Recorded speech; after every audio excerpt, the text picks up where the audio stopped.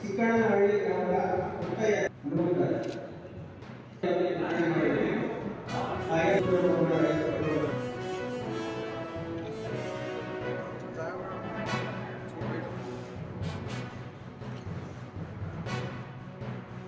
ಆದ್ರಿಂದ ಮೇಲೆ ಇವತ್ತು ನಾವು ರೈತ ದಿನಾಚರಣೆ ನಾವು ಆಚರಿಸ್ತಾ ಇದ್ದೀವಿ.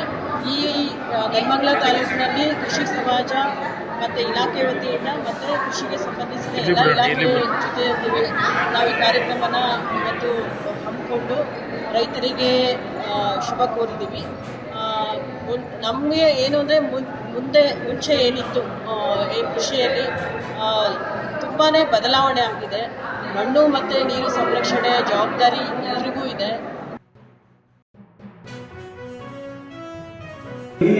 ಉತ್ಪಾದನೆ ಮಾಡಿ ಅಂತ ಹೇಳುವುದು ನಮಗೆ ಗುರಿಯೂ ಕೊಟ್ಟಿದೆ. ನಮಗೆ ಅಂದರೆ ಎಲ್ಲ ರೈತ ಬಾಂಧವರಿಗೆ ಮತ್ತು ಅಧಿಕಾರಿಗಳಿಗೆ 262 ಟನ್ ಮಿಲಿಯನ್ ಟನ್ನಷ್ಟು ಉತ್ಪಾದನೆ ಮಾಡಿ ಅಂತ ಹೇಳಿ ಗುರಿ ಕೊಟ್ಟಿದೆ.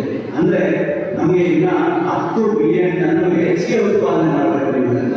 ನಾವು ಹೇಗೆ ಬೆಳೆದ 142 ಕೋಟಿ ಜನಸಂಖ್ಯೆಗೆ ಪ್ರತಿ ವರ್ಷ 10 ಬಿಲಿಯನ್ ಟನ್ನಷ್ಟು ಹೆಚ್ಚಿಗೆ ಉತ್ಪಾದನೆ ಮಾಡಬೇಕು. ಪ್ರಾಮುಖ್ಯತೆಯಿದೆ.